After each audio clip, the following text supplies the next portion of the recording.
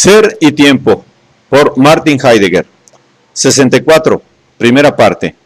La interpretación del Dasein por la temporalidad y la explicación del tiempo como horizonte trascendental de la pregunta por el ser. Segunda sección. Dasein y temporalidad. Capítulo segundo. La atestiguación por parte del Dasein de un poder ser propio y la resolución. Párrafo 55. Los fundamentos ontológicos existenciales, horizonte de la conciencia. El análisis. Aquí se mezclan necesariamente varias cosas. 1. El llamar de aquello que denominamos conciencia. 2. El ser interpelado. 3. La experiencia de este ser interpelado. 4. La interpretación habitual dada por la tradición. Y 5. El modo de encararla. De la conciencia arranca de una constatación indiferente en relación con este fenómeno, que la conciencia de alguna manera nos da a entender algo. La conciencia abre, pertenece, por consiguiente, al ámbito de los fenómenos existenciales que constituyen el ser ahí, en cuanto a perturidad, cuyas estructuras más generales, la disposición afectiva, el comprender, el discurso y la caída, ya fueron analizadas. Si oponemos la conciencia de este contexto fenoménico, no es porque queramos aplicar esquemáticamente las estructuras alcanzadas a un caso especial de apertura del Dasein.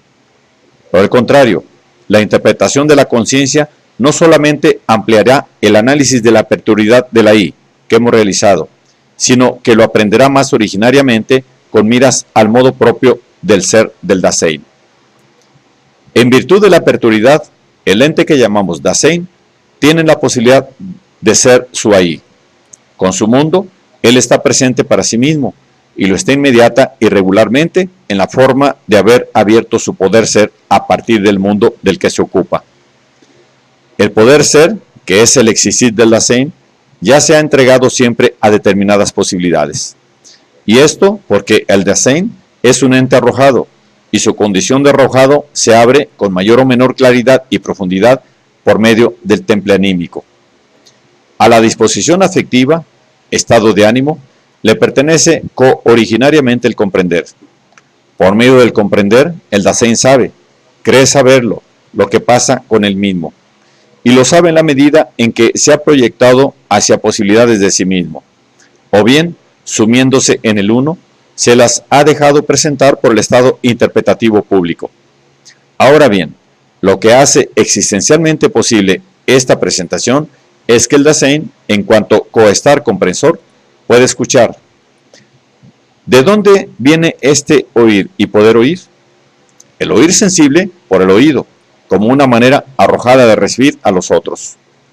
Perdido en lo público del uno y en su habladuría, el Dasein, al escuchar al uno mismo, desoye su propio sí mismo.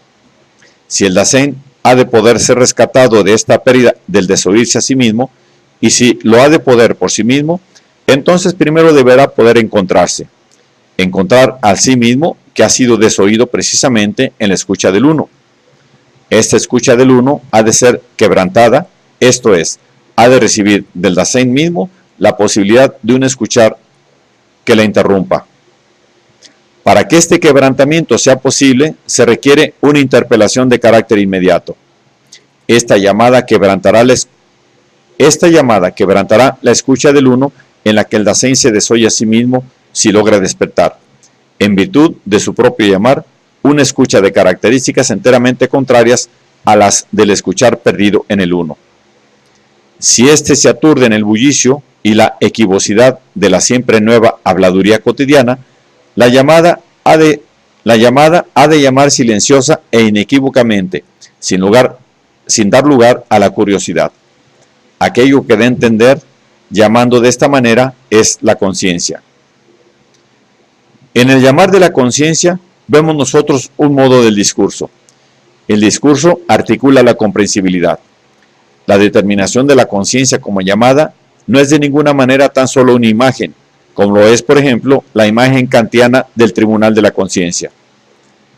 Por lo demás, no debemos pasar por alto que ni el discurso, ni por ende la llamada, implican esencialmente locución verbal. Todo expresarse y proclamar presupone el discurso.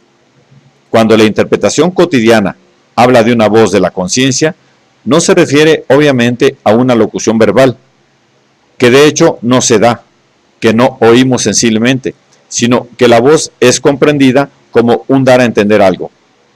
En esa tendencia a abrir que tiene la llamada, hay un momento de choque, de repentina sacudida, pero también el momento de la continuidad. Se llama desde la lejanía hacia la lejanía.